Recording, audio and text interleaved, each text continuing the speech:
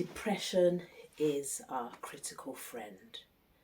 Yes, you might be thinking, what am I talking about? Please don't shoot the messenger, metaphorically and physically.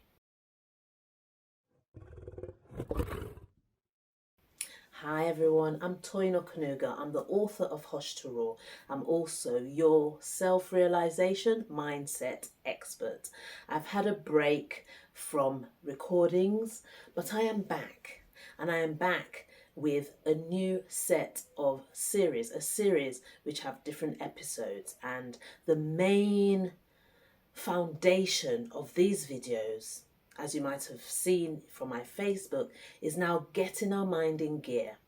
After healing our hearts, if you have read Hush to Raw, you will know what I mean by healing our hearts. If you haven't, I implore you to get it from Amazon, Noble and Barnes, all the bookshops. There are loads of places online that I've placed my Hush to Raw so that you can read it, because that's where all this stems from. I am your self-realization mindset expert because I had to self-realize me. Now, depression is our critical friend. You might be saying, wow, that is a bold statement to make. And I'm making these statements based on what I have been through and come through. And that is my conviction. Now, I will make a disclaimer to say that the depression I'm talking about, even though I believe that it's probably in its entirety, I won't go too far into the physical aspect. So anything that has caused you depression as a result of maybe the loss of someone, or thyroid glands, or physical or chemical imbalance in the brain, that's not the type of depression I'm talking about. I'm talking about things that we know we should have said, we have not said, or we should have done and we've not done. And because of that, maybe, or we have a tyranny, someone who's been evil to us and has done something so abhorrent, and for that reason we have kept it within ourselves, or we have done something and we know because of the silence, depression has now come upon us, and we are now pathologizing that to say depression is an illness. No, it's our messenger. And that's why I said, please don't shoot the messenger. What do I mean by that? As you might know or might not know, I have studied some courses in psychology. I have done child maltreatment. I have done young adults and their mental wellness. I've also studied introduction to cognitive psychology. And I've done a lot of research, but it's my story that makes this so profound, rich, authentic and real, because I am the living witness of what I know to be not depression as an illness, and it's a messenger. So this episode is the psychology of the depression in terms of what is depression to start with, and that is going to just take this bit of episode. We'll talk about what the depression as what it is, and then following episodes I will talk about the word, in other words, the Bible, and then my story. And those are the three elements that I'll be taking most of the time in this holistic, robust wholeness that we want to achieve. So before I dive into saying that we need that holistic, authentic healing, what do I mean by depression as a critical friend? Before we say that, the symptoms of depression is what we should think of first, right? So what are the symptoms of depression? We now know that the mental ill health is on the rise. Check out my other video where I say mental illness is not rising. You might think, again, a bold statement. So symptoms of depression, that means feelings of sadness, tearfulness, emptiness or hopelessness. I'm reading this from a very recommended website, which is Health NHS from the UK. And I thought I'd read them out, even though I know them offhand because I can say the things that I went through. So I'll say continuous sadness. It was not written here to say continuous. So feeling sad is okay, because life gives us a lot of things to be sad about, and that does not mean we're depressed. So I would add to this to say continuous sadness that is lasting for more than weeks, then it can be one state of saying depression, but you have to have a lot of these before you can be diagnosed as having depression. I'll say angry outbursts, irritability, loss of interest or pleasure in what you love doing.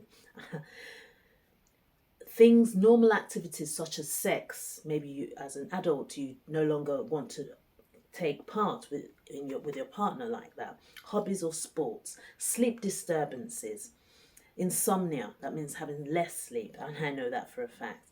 Anxiety, agitation, or restlessness. So these are the symptoms of depression. And you might say, so how does that make it okay for it not to be our friend? Well, those are the symptoms, and there will be underlying reasons for these symptoms. And as I said, this is just the psychology of it. So these symptoms, they are occurring because why? Your nervous system, our nervous system, is giving us signals, telling us that something is not quite right with our nervous system. So in other words, there has been a normal reaction, please listen, a normal reaction to an abnormal situation. And what do I mean by that?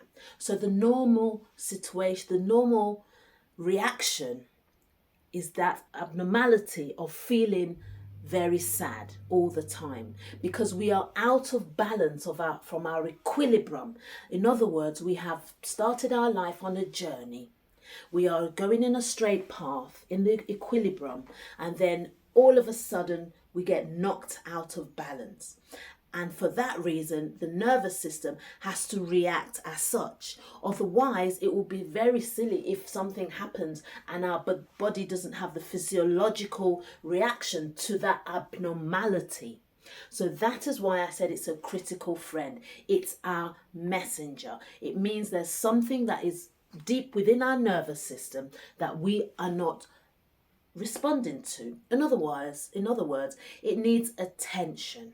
So that's why I said depression is our critical friend. And what we need to do, what I've been doing since I started my healing over 15 years ago, was to start my meditation. And meditation, as we know, it's being still.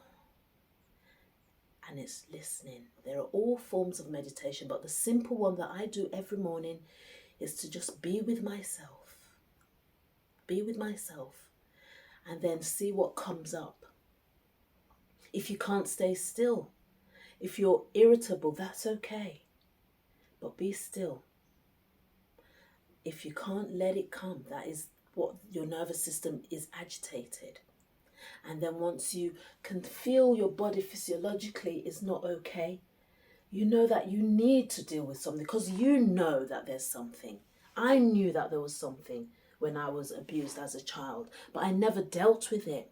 So it got bigger and bigger and bigger until the nervous system could no longer take it, and it was like a red alert. And that's what the depression is. It's a red alert. You know, when you go to places and you see something that needs urgent attention and all of a sudden you see a red flashing light to say it means, like, for instance, that has been going on. It started as a whisper and then it got bigger and bigger and bigger until it got to a stage where it will now explode, and that's where the sadness is continuous. It's no longer one day. Why? Because we needed to say something, as I said, we've not said it. We needed to do something, we've not done it. We have been faced with tyrannies of life by people who have done something to us, or we have done something to people, and now our body is out of balance, and that's why we get the depression. And the psychology, the brain of what happens to the brain is that it gets our amygdala, it gets all the hippocampus into a state of emergency. So you're not reacting in the normal way because something is out of balance. And that, my friends, I will say, is why depression is our critical friend. We need to listen to our body and get to the source of what's calling for our attention. The next episode, I will be talking about this in more depth, but the word and what the Bible says, specifically sexual abuse. And that's why this topic of depression has come to light, because often at times as adults we grow up, we've been abused, we've not said anything, and then it starts to eat us up bit by bit. Why? Because we never got to the root cause of it in the first place. So guys, I love you. And remember that inner child, it has a voice. Don't suppress it. That little dragon becomes big and it gets bigger, and you have depression and it's pathologized as depression. But we need to get to the root cause of it, because in actual fact, what we're calling depression as an illness is indeed our messenger telling us that we need to deal with that hurt and pain that's so deep. We need to deal with it. I love you. Let that inner voice roar.